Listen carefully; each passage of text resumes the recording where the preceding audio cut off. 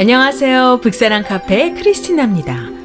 오늘 여러분들께 소개해드릴 책은요, 어원으로 풀어보는 프랑스 문화, 샴페인에서 바게트, 빅토르 위고에서 샤르트르입니다. 프랑스 문화는 생각보다 우리 일상에 일찍이 들어와 자리 잡고 있었는데요. 프랑스어를 특별히 아는 분을 제외하고는 그 단어의 뜻이 어디에서 유래했는지조차 모르고 쓰는 경우가 많습니다. 동시에 다른 사람과 대화를 나눌 때 프랑스어를 쓰면 왠지 더 유식해 보이기도 하죠. 방송이나 언론에서 또한 길거리를 지나다 간판에서도 프랑스어를 보게 되는 것이 그리 어렵지 않을 정도로 사회 곳곳에 깊이 들어와 있는데요. 최영구 작가님은 이 책에서 프랑스어 키워드를 중심으로 프랑스 문화와 역사를 흥미롭게 이야기해주고 계십니다. 저도 책을 읽는 내내 프랑스어를 잘 모르지만요, 이미 많은 단어를 알고 있었더라고요.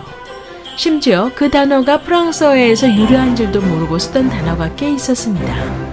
자, 그럼 우리들에게 친숙한 프랑스어의 키워드 중심으로 프랑스의 문화와 역사의 이야기를 재미있게 풀어나가고 있는 어원으로 풀어보는 프랑스 문화, 그 이야기를 지금부터 시작해보도록 하죠. 영국인들에게 영국에 나온 대문호의 윌리엄 셰익스피어와 찰스 디킨스가 있다면요, 프랑스인들에게도 자신의 식민지와 결코 바꾸지 않겠다는 대문호 몇 명이 있습니다. 이 중 최고의 문인을 꼽자면요, 빅토르 위고를 들 수 있는데요. 19세기 국민작가 위고는 시인이자 소설가였고요, 낭만주의 문학의 거장이었죠.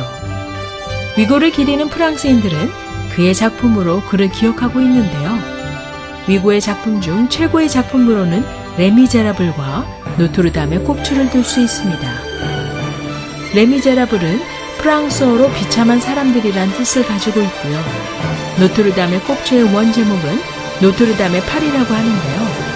15세기 중세 파리의 노트르담 대성당을 배경으로 한 작품으로서 성당의 종치기로 숨어 살고 있는 흉측한 몰골의 콰지모도가 아름다운 집시 여인 에스메랄다를 흠모한 사랑을 그린 작품입니다. 여러분들은 이미 르네상스라는 단어를 서양사를 통해서 아니면 각종 광고나 다양한 분야에서 들어보셨을 텐데요.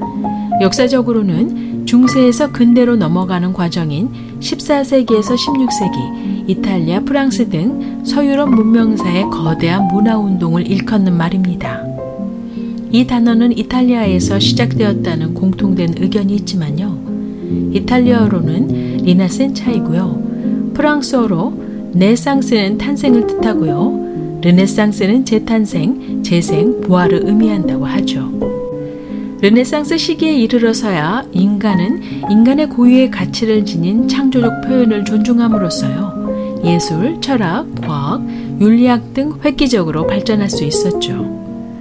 중세시대에는 자연현상이 신의 섭리라고만 생각하였지만요, 르네상스의 혁명을 거치면서 인간의 과학적 인식으로 자연현상의 법칙을 알아낼 수 있게 되었고요, 르네상스를 통해 신 중심의 세계관이 인간 중심의 세계관으로 변화하게 되는 계기가 됩니다. 1997년 IMF 외환위기가 터진 이후 지식인들이 사회 지도층과 지식인 스스로 심각한 반성을 촉구하면서 노블레스 오블리주라는 단어를 사회에서 언론인과 지식인 사이에서 자주 쓰게 되었다고 하는데요. 이 단어를 영어식으로 읽으면 노블리스 오블리제라고 표기하며 읽기도 하죠. 정확하게 말하자면 프랑스어로 노블레스 오블리주라고 합니다. 노블레스는 귀족이란 뜻으로 사회적 상층을 가리키고요, 오블리주는 책임져야 한다는 뜻이 있다고 하네요. 즉 노블레스 오블리주란 지도층이 사회적 책임을 다해야 한다는 뜻이라고 합니다. 고위 공직자를 비롯해 사회 지도층은 사회를 이끌어가는 그룹이니만큼 자신들이 누리는 지위나 특권에 따르는 사회적 의무에 대해 솔선수범해야 한다는 의미이기도 한데요. 고위 공직자, 정치권 인사의 비자금 조성, 뇌물수수, 인사청탁 등의 기사가 보도될 때에는 더욱더 이 단어를 떠올리게 만들죠. 선진국에서는 사회의 상층들이 도덕적 모범을 보여주는 노블레스 오블리주를 실천한 많은 예가 있는데요. 영국 최고 명문 사립 중등학교 이튼 칼리지 내의 교회 건물에는요, 세계 1차, 2차 대전에 참전해 목숨을 잃은 학교 졸업생만 무려 2,000명 이상이나 된다고 하고요. 1440년 헨리 6세에 의해 세워진 전통 살인 명문인 이튼 칼리지 학교 졸업생은요. 전쟁이 나면 대거 참전해 사회 지도층으로서 모범을 보여준 사례는 노블레스 오블리주를 더욱 명확하게 이해하는 데 있어 좋은 예라고 할 수 있습니다. 자본주의 경제에서는 자본을 소유한 자본가 계급과 그렇지 못한 노동자 계급으로 구분되는데요. 자본가 계급을 다른 말로 부르주아라고 부르죠. 이 단어 역시 프랑스어인데요. 절대 왕정 시대 중상주의 정책으로 부를 쌓은 유사 계급으로 주로 상인이나 지주계층이었지만요. 프랑스 혁명을 거치면서 변혁을 주도하는 계급으로 변하게 됩니다. 부르주아는 부르주아 계급을 가리킬 때는 부르주아지를 사용하고요. 자본을 소유하지 못한 무상 계급을 가리킬 때는 독일어에서 온 프롤레타리아라는 단어를 씁니다. 원래 부르주아는 성에 둘러싸인 중세 도시국가의 성 안에 사는 주민을 뜻했다고 하는데요. 프랑스의 조각가 오기스트 로댕의 작품 중에 칼레의 시민이라는 조각이 있는데요. 14세기 100년 전쟁 당시 잉글랜드 군대에 맞서 프랑스 칼레시를 구하기 위해 목숨을 바쳤던 칼레의 영웅적 시민 6을 기념하는 작품인데요. 칼레의 시민을 프랑스어로 레 부르주아 드 칼레라고 부르죠. 레스토랑은 우리들이 일상에서 흔히 쓰는 단어인데요. 레스토랑이라는 단어가 프랑스어인 만큼 프랑스는 세계 식문화 발달의 역사에서 중심적인 역할을 해왔죠.